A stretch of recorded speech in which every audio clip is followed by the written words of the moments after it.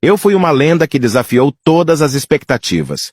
Enquanto alguns me consideraram o melhor jogador do mundo, outros me colocaram em segundo lugar, somente abaixo de Pelé. No entanto, há um fato inegável.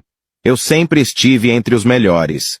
Mesmo que a mídia não tenha dado tanto destaque à minha história no futebol, muitas vezes até mesmo esquecendo das minhas conquistas pela seleção canarinha, com certeza, quando falamos de futebol, eu estou entre os maiores brasileiros de todos os tempos. Meu nome é Manuel Francisco dos Santos, mas você certamente me conhece como Garrincha, o anjo das pernas tortas. Minha jornada é uma mistura intrigante de superação, genialidade e momentos de pura magia. Nasci em 28 de outubro de 1933, em Pau Grande, distrito de Magé, no Rio de Janeiro. Eu cresci em uma família humilde, com 15 irmãos. Mas desde cedo, ficou claro que havia algo especial em mim. Minhas pernas tortas e meus dribles rápidos e desconcertantes se destacavam nas peladas de futebol. Acredita-se que meu apelido, Garrincha, tenha vindo de um pássaro difícil de ser caçado e muito comum na região onde eu morava. Aos 14 anos, comecei a jogar no time da fábrica têxtil América Fabril, e em seguida, no Serrano Futebol Clube de Petrópolis. Mas foi no Botafogo que minha carreira decolou.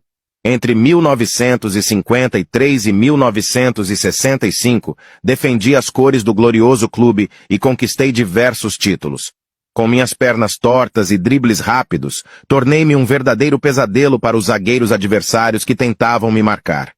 Logo na minha estreia no Campeonato Carioca, contra o Bom Sucesso, o Botafogo venceu por 6-3, com 3 gols meus. No campeonato de 1957, fui artilheiro com 20 gols em 26 partidas. Foi em 1955 que recebi a convocação para representar a seleção brasileira. Estreei em um amistoso contra o Chile, no Rio de Janeiro.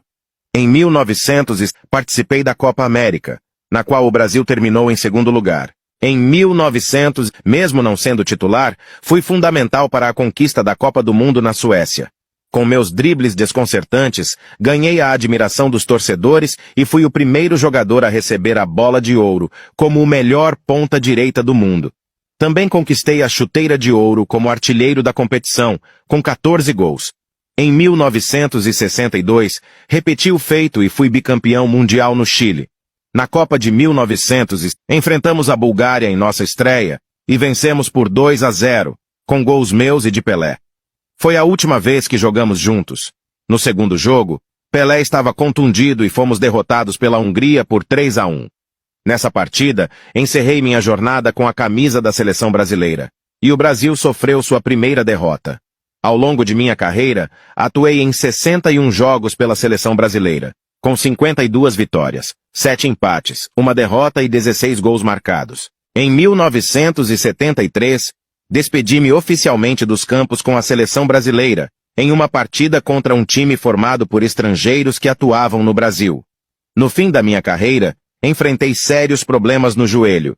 Joguei pelo Corinthians em 1966, pela Portuguesa em 1967, pelo Atlético Júnior da Colômbia em 1968, pelo Flamengo em 1968, pelo Olaria em 1972 e pelo time dos veteranos do Milionários de São Paulo entre 1974 e 1982, onde vesti a camisa 7. Minha vida pessoal teve seus altos e baixos.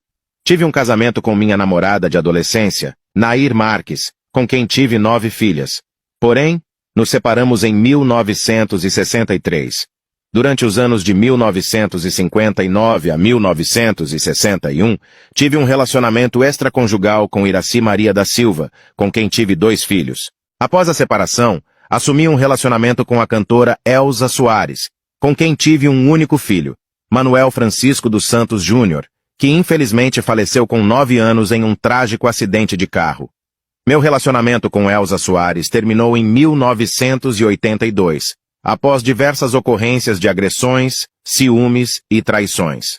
Além disso, tenho um filho sueco chamado Ulf Lindenberg, fruto de um caso extraconjugal durante minha passagem pela Suécia durante a Copa do Mundo de 1900 e, infelizmente, ao longo dos anos, minha vida foi tomada pela bebida e enfrentei diversos problemas de saúde, sendo internado várias vezes para tratamento de lesões no fígado e no pâncreas. Mesmo com as adversidades, eu sempre fugia quando a vigilância relaxava. Com dificuldades financeiras, acabei morando em uma casa alugada pela CBF, no bairro de Bangu, onde vivia com minha esposa Vanderleia de Oliveira, na época com 32 anos, minha filha Lívia, de 2 anos, e Wendel, de 7 anos, filho do primeiro casamento de Vanderleia. No dia 19 de janeiro de 1983, cheguei em casa embriagado e minha esposa ligou pedindo uma ambulância do INAMPS. Fui levado rapidamente para o posto de assistência médica de Bangu, mas infelizmente no dia seguinte fui encontrado sem vida. No dia 20 de janeiro de 1900, faleci no Rio de Janeiro, vítima de cirrose hepática, decorrente do alcoolismo. Minha trajetória de vida foi marcada por momentos gloriosos nos campos de futebol, mas também enfrentei desafios pessoais e uma luta constante contra os vícios. Mesmo assim, meu legado como um dos maiores jogadores da história do futebol brasileiro e mundial permanece vivo, deixando uma marca indelével na memória dos torcedores e admiradores do esporte.